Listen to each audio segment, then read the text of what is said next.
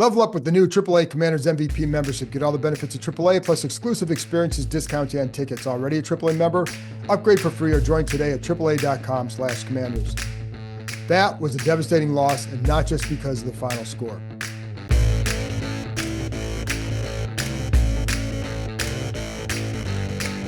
Hello and welcome to my podcast. Do me a favor, subscribe to the John Keim Report wherever you get your podcasts. If you're watching on YouTube, hit that like button. Hit that subscribe button. You can find us there as part of Empire Media. That's AMPIRE. Always much appreciated when you tune in. Don't forget, you can read my work on ESPN.com. Obviously, I have a story up now about the Jayden Daniels situation. I'm going to get to that, a lot of that in a minute.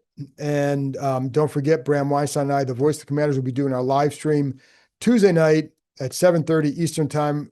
That's the trade deadline day. So anything that happens on there, we can wrap it up if they do something, if they don't, and obviously any updates on Jayden Daniels, but that'll probably also happen on Monday as well. So anyways, 38-14, you know the deal and you know what's going on here, and it's really bad. So here's what I know as of now, and by the time you hear this, you'll probably know you may know a little bit more. But as I record this, it's 2 a.m. Eastern Time. So Jayden Daniels has a dislocated left elbow, according to multiple sources, and he will undergo more testing Monday morning to determine the severity of it. It is, as I speak right now, we don't know yet if it's going to be the rest of the season. Now, it could look that way and it could go that way, but we cannot say that for sure. So we need to know more information about the tests that will be taken on Monday. We are scheduled to talk to Dan Quinn later in the afternoon. I'm sure the stuff will come out before he meets with us. I believe it's at 3:30 again on Monday. So I'm pretty sure, I'm going to guess that the news will come out before then. So again, by the time you hear this, and God bless you if you're listening to this, because I know how painful all this is for you, not just the loss, but the loss of Daniels and what happened and all that and everything surrounding it, the flashbacks, the PTSD you must have. So we'll get into all that. Anyway, so again, we'll know that more on Monday morning. So players in the locker room, you could tell that they knew the severity of it. You knew, just watching the scene unfold on the field with the players gathering around him. Initially, it was a handful of players just all taking a knee, saying their prayers, whatever they're doing, keeping them in their thoughts. And then as a cart came out and more and more players went out there and just were gathered around him, because that's what he means to this team. And I could see the fans yelling. I could hear the fans yelling in the stands. And others were just dumbfounded and silent, oh my God, here we go again. This can't be happening again. And so, long way to go with this. This is a tough injury. It's to his non-throwing arm. That's good. That's the good thing here. This is not like Robert, where he has got this gruesome, bad knee injury where it impacted his game like that. This is not that kind of a situation. I understand the PTSD, but I understand why, whether comparisons, getting hurt. This is the third time Jayden has been hurt this year. That's the tough part of all of this. And so anyways, I'm going to get into all that in a minute. I'm going to try and touch on every issue. Here's what players in the locker room, again, they were, as Sam Cosmi said, it was gut-wrenching. You had Zach Ertz saying he was distraught. This guy means so much to them. And Marcus Mariota talking about how somebody asked him, hey, this is going to be, now you have to be the one taking over. And he immediately said, that's not my thought right now. That's for Monday when you get in the building, when you have to start preparing for the new week. Said now it's all about making sure that Jayden Daniels is okay. And so after the game, the quarterbacks, they went into the trainer's room where Daniels was being looked at just to make sure he's okay. And Mariota said he was in good spirits, which that's just how Daniels is. But man, that was tough to watch him walk off the field, because you could just tell the look on his face was just, you're used to seeing this upbeat young man, and that's not what you're going to see there. You had it in a black cast. I don't know what kind of a cast you'd call it. If you're a medical expert, I'm sure you know, but just it was in a cast, and he's kind of being held in place by trainers as he walked to the locker room. We obviously did not see him after the game. He was being examined further, and again, he'll get more tests Monday morning. It was just brutal, just brutal. And Dan Quinn said he was gutted. called it a big bummer, obviously, but you could just tell the looks on their faces. They know that this is bad. And whether it's, for the rest of the season or for most of the season, they know it's hard. It's dislocated. It's going to be an extended period. We just don't know how long. But again, the the good thing is like this does not affect his game. This is not his throwing elbow. That would be way worse. This is not some kind of knee injury where it's like this is going to take away various aspects of his so-called superpower, which was you get eluding guys, being evasive, being able to make plays with his legs.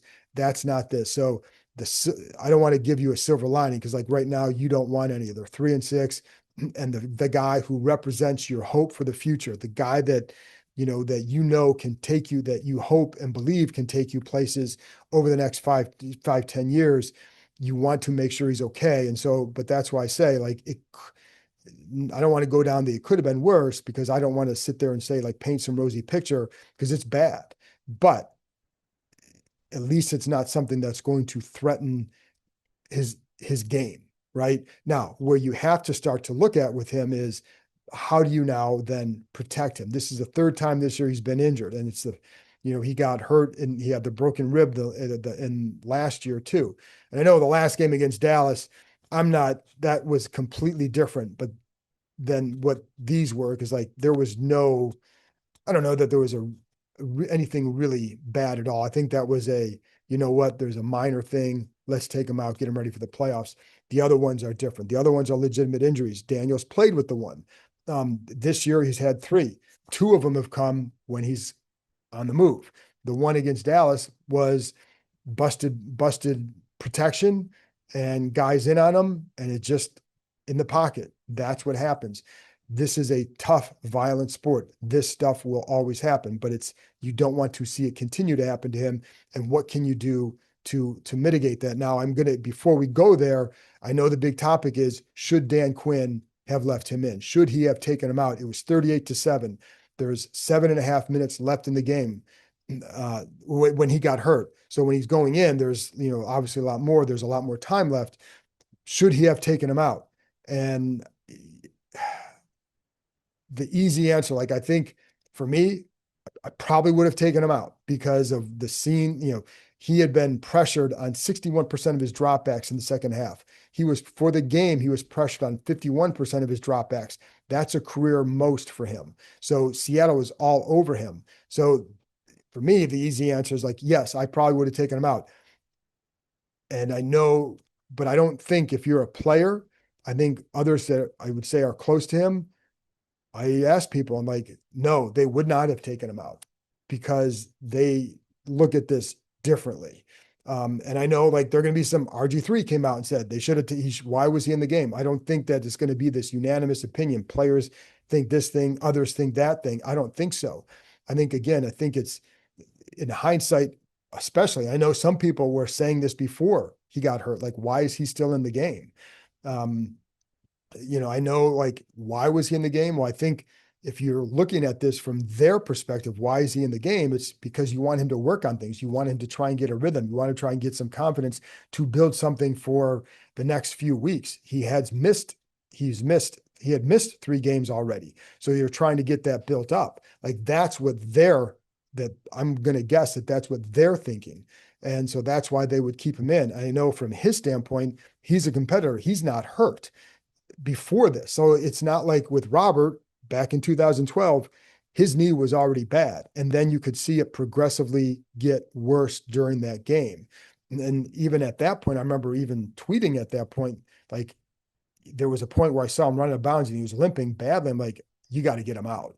And then it was a few plays later where he got hurt. There wasn't any sort of warning with this one. It's not like his elbow was bad and then it got worse. It's a bad play. And it's a type of play. It could have happened when it was 0-0 in the first quarter because it was just it's a football play. It's a football. He's scrambling to the right. It's what he does. And so like, this is the kind of thing that happens in this sport. Again, I was talking to, you talk to others and like, that's what they'll say. Now are they right? He got hurt. That's what we know. They were down 38-7. He was getting pressured a lot and then he got hurt. Now on the play, as Dan Quinn said, it's a kind of play where you're either handing off. They had Rodriguez going up the middle. You're either handing it off. They're at the 2 yard line, hand it off, or you're throwing it to the flat. The problem is there was instant pressure on him, and so then he has to make a play. And the other problem is nobody's open off the snap, and the pressure was so quick, nobody had a chance to get open that quick. So perhaps on the play, in hindsight, hand it off to Rodriguez. They had actually a good push on the line on that play. But he didn't. And then he has to run, and then that's when he gets hurt. And so, like, it's the Green Bay game. He got hurt on a scramble, gets hit, helmet to the knee. Now it's kind of, it doesn't always happen that way, but that's what it did then. And it's what happens with him because, again, the hard part is with a player like that, you draft him because of that dynamic ability. That's what he offers. And that's what he does. So, if you want to have that guy, this is what he does. You're never going to put him in bubble wrap and not want him to play. In the preseason, he doesn't play because they want to save him and they'd get more value out of the joint practices versus the preseason games. But man, I'm talking around it because like I said, I probably would have taken him out because I'm not a coach in the NFL. I'm not trying to work on things. I'm looking at the pressure he's facing and what's going on. And that's what's happening. Commanders fans, this is for you. Level up with the brand new AAA Commanders MVP membership. You'll receive all the benefits of AAA, such as 24/7 roadside assistance, plus chances to win game tickets, access to exclusive team events and experiences, along with 15% off Commanders gear at the online pro shop. Already a AAA member? Add the Commanders MVP membership for free. Head to AAA.com/Commanders to upgrade or join the squad and put your fandom in drive. I don't like eating out a lot on the road, especially for breakfast. That's why I bring my Huel Black Edition with me on the road. It fills me up and I'm ready to go. I've cut down on what I eat in the morning. I've even lost a few pounds. Each meal has 35 grams of protein, 6 grams of fiber, 27 essential vitamins and minerals. There's no added sugar, it's gluten-free, and it's less than $5 per meal. And now Huel just dropped a first-of-its-kind Super Greens drink in a can. It's called the Huel Daily Greens Ready to Drink. It was developed by registered nutritionists and dietitians and contains 42 vitamins, minerals, and superfoods, yet there's only 25 calories. It also has 4 grams of fiber and only 1 gram of sugar. If you're busy, focused on fitness, Huel can be a big help. Huel makes healthy eating simple. They also just launched into Target stores nationwide. Try both products today with 15% off your purchase for new customers with my exclusive code KEIM at www.huel.com/KEIM. Use my code, fill out the post-checkout survey to help support the show. For those of you who say that, like, that's fine. But I do think there are football reasons why they kept him in.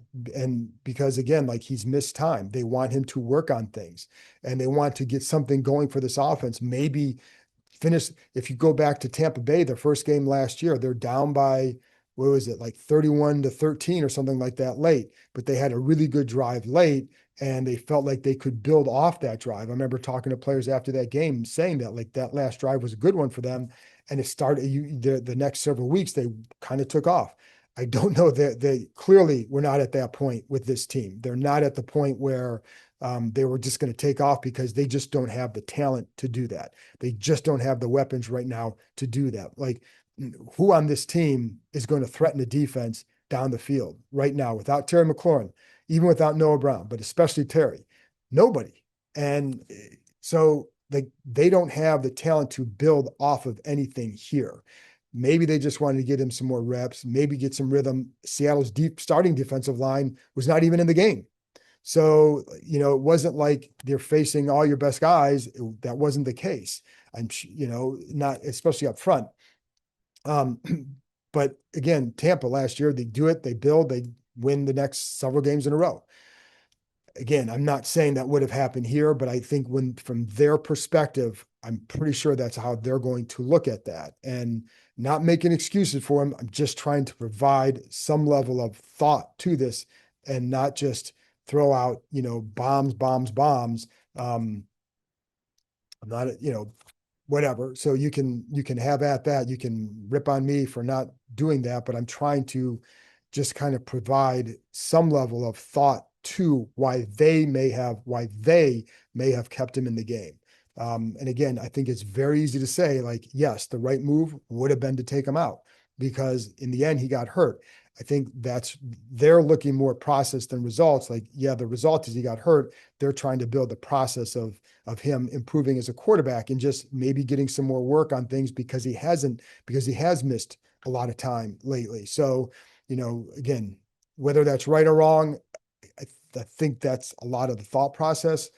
Um, but again, I think it's highly unfortunate. And let me say this too: if they had come out, I think he'd have been pissed.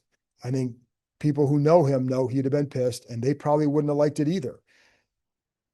But would anybody have batted an eye? Like, it's like, yeah, Dan Quinn could have easily said, like, it's 38-7. He's been hit in the second half a lot. I needed to get him out. I want to make sure that we build on this for Detroit, get ready for Detroit and go forward. But bottom line is with Daniels, whether it happened in 38-7 or if it's 38-31, the same thing could happen. And because his style of play is going to lend itself to that. He was hit a lot tonight. It wasn't just, I think he was hit 14 times at least. That was the second most of the season. The season high for him was 17 against Green Bay. So, it takes a toll on him. And I think he's going to have to get to a point. And this is where I would say this: when you're constructing the roster, you're going to need some guys who can win quick, because that one way you can take away some of that from him is he wants to throw the ball. He wants to throw the ball and get it to guys. That's what he does. He wants to be the point guard on this offense. I don't think he wants to sit there and run as much as he does. I would say that's not what he wants to do. He can do it. He knows he can do it, but you need to get guys who can win quicker. You need to give him guys that can win and get to open spots right away. Like, you look at some other quarterbacks, like, Smith and Jigba wins quick. Now it helps when you give him the middle of the field a lot, but he wins quick. Like, they need to get some guys who can win quick so he can get the ball out of his hands. That's a way you can help protect him. Continue building that wall around him. Like, I was disappointed. I want to go back and see what the offensive line did. Obviously, it wasn't good for the offensive line. Like, what was going on? Like, that's something I can't answer because it's hard for me to focus just on that. So I need to rewatch it. But that was not certainly not a good showing by them by any means. That's what disappoints me, because the area that should be the strongest on this team right now is the offensive line, because that's the group that is bent together. That group has been healthy. They have Cosme back. So they are the one group that should be really good as we go down the stretch here. So why wasn't it working tonight? What was going on up front? Why hasn't the run game worked better? And it's not just on the offensive line, but why hasn't it gone better for that group? Or why didn't it go better for that group tonight? So I think you look at that again, look at the receiver crew. There's just nobody that they have out there right now that can really threaten the defense. So you need to, like, off season, you need to find those guys. You're not going to find them at the trade deadline. You got the trade deadline coming up Tuesday. That's not where you're going to get it. I don't foresee, like, could something happen? Sure. I don't foresee any sort of huge move that they're going to go get a guy. They're not going to give up high picks. So if you can get, can you get a player swap and maybe swap draft picks? Maybe something like that happens, but nothing's going to happen where you're going to say, oh, wow, here comes that guy that they really need. I think these are all off-season discussions, but that's something they absolutely have to go get, is guys who can win quicker, get the ball in the hands, make plays for him so he doesn't feel like he has to go and try to put that cape on, be Superman, and then subject himself to this. Now, again, on that play, I can't blame the receivers because, like, the pressure was in on him so quick that there was no chance for anybody to get open. But as Quinn said, like, on that play, if they run it 50 times, you're either going to hand it off or you're going to throw it. They're not planning for the scramble because the way the play is set up. But this time, that's what happened. And so, that's the end result, is that Daniels is hurt and out for an extended time. And that's really sad. And so the hard part too is, I know for you guys, like, for anybody, I mean, shoot, I've been watching bad quarterback play for years here. This is my job. Like, I live this stuff. So I have to go back and watch all this stuff. I have to do all this stuff. It affects stories. All right. To have a guy like this is a lot of fun. And so you don't want to see it. First of all, he's a good kid. And so you don't want to see anything like that happen to them. So when you know them on a personal level, you don't want to see anything like this happen to any of these guys, like, because that's like, this is their livelihood. But when it's him and you know what he represents for this area for the future, that you don't want to see anything like that happen for your sake, for his sake, for the franchise sake, because it's really brutal. And so you hope that you hope that the news is not bad for him, because I know for what football means to him, and then what he means to this area, what he means to this fan base, and the hope that he represents. But like I said, the one thing you can take solace in is it didn't happen to his legs and it didn't happen to his throwing arm, and it will recover. It's just a matter of like, when can he get back out there? Are we going to have this whole discussion in the offseason about should he have been in the game, should he have not? And I think most of you guys probably know what you think, and you're probably not going to change your mind. And I'm not going to try and change your mind at all. If you think he should have been out, that's fine. Like, I'm not here to change anybody's mind on anything with that. That's not what I do. So certainly not in this case. Commanders fans, this is for you. Level up with the brand new AAA Commanders MVP membership. You'll receive all the benefits of AAA, such as 24/7 roadside assistance, plus chances to win game tickets, access to exclusive team events and experiences, along with 15% off Commanders gear at the online pro shop. Already a AAA member? Add the Commanders MVP membership for free. Head to AAA.com/Commanders to upgrade or join the squad and put your fandom in drive. Tough one, folks. It's just a tough one. And then we can sit there and talk about the defense. I think people are so deflated that I don't know that you really want to care about that. I don't know. Like, I was just say this. There's too often that it looks like there's confusion still in the secondary. Why is that? Why do these things keep happening? Why do they have to pare this down? Why is that? Why does it seem like this defense has regressed? And, or has it regressed, or is it just being exposed more by better offenses? Last year down the stretch, they weren't playing good offenses. They weren't playing good quarterbacks. When they would face a good quarterback, it was tough. Now the playoffs, they actually played well, but for the most part, well, Eagles game, they did not, but there are a lot of turnovers, but they also didn't do it.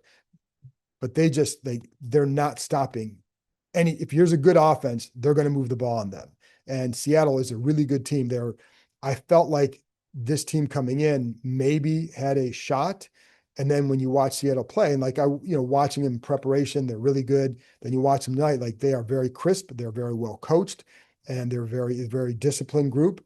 This team commits too many penalties. Why is that? And it's at bad times. Like, they have to now play perfect to get anything going. And every yard they gain seems to be a difficult one.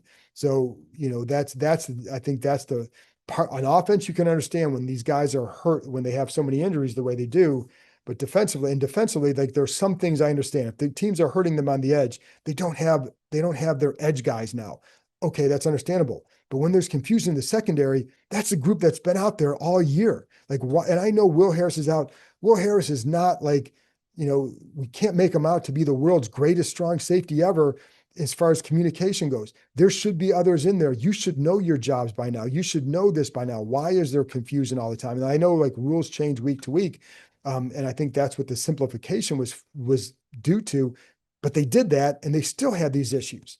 So that if that keeps happening, why you have to take a hard look at what's going on. And if this continues to go bad, like, I mean, we've seen these seasons before. We know what happens in these kind of seasons. Somebody's going to pay, because it's really, really, this game tonight was as bad. That first half was as bad as we've seen in a long time. Like, there have been the Bears game a couple of years ago, but that team actually came back in that game. And, the Cowboys game during the COVID year in 2021, but that team had 20 players or more than 20 players out because of COVID. You knew what was going to happen going in that game.